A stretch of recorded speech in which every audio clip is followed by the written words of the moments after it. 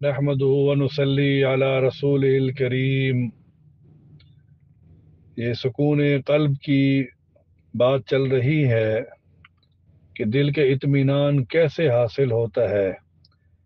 اس کے لیے پہلے دو سبب بیان ہو گئے ہیں، اب یہ تیسرا سبب ہے کہ سکون قلب کے اسباب میں سے وہ علم ہے کہ جتنا انسان کا علم وسیع ہوتا ہے اتنا ہی اس کا قلب بھی وسیع ہو جاتا ہے، اور ایسے آدمی کو دل کی خوشی ساری دنیا سے بڑھ کر ہوتی ہے،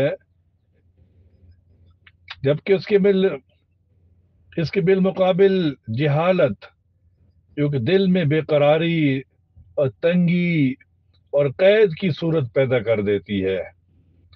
یہ علم جتنا بڑھے گا اطمینان اور سکون اتنا ہی زیادہ ہوتا جائے گا، اور یہ نعمت ہر علم میں نہیں ملتی، بلکہ یہ صرف وہ علم ہے جو نبی کریم صلی اللہ علیہ وسلم سے نقل ہوتا رہا ہے، اور وہی علم نافع بھی ہے، یعنی یہی علم نفع دینے والا ہوتا ہے۔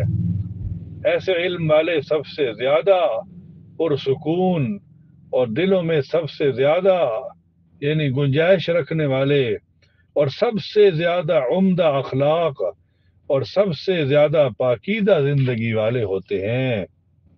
اور اس کے ساتھ ہی دل کے سکون کا چوتھا سبب انہی اسباب میں سے انابت اللہ ہے، یعنی ہر معاملے میں اللہ تعالی کی طرف توجہ کرنا اور اپنے پوری دل جمی سے اللہ تعالیٰ سے محبت کرنا۔ ایسا نہیں کہ جیسے کوئی حالات آ جائے تو لوگوں کی طرف چل پڑو، اور جب کوئی اللہ کا دھیان آ جائے تو اللہ کی طرف آ جائیں، ایسے نہیں۔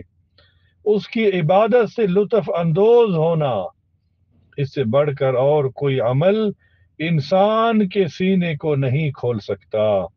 حتیٰ کہ بعض اللہ والے تو یوں کہتے ہیں کہ اگر جنت میں بھی مجھے ایسے ہی حالت ملے تو میں بڑی عیش والی زندگی میں رہوں گا۔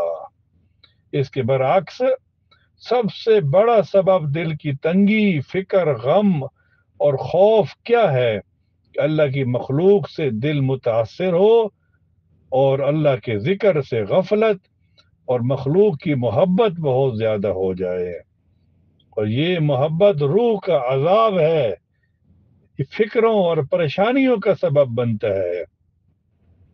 حقیقت کے اندر تو محبتیں دو طرح کی ہوتی ہیں، ایک وہ محبت ہے جو کہ دنیا میں بھی جنت کا مزہ دیتی ہے اور نفس کی خوشی اور دل کی لذتیں، روح کی غذا، یہ اس کا علاج ہے، یہ اللہ کی خالص محبت ہے۔ اور دوسری محبت کون سی ہے؟ جو کہ روح کا عذاب ہے، وہ کیا ہے جی؟ فکر ہے، پریشانی ہے اور دل کی تنگی کا سبب ہے۔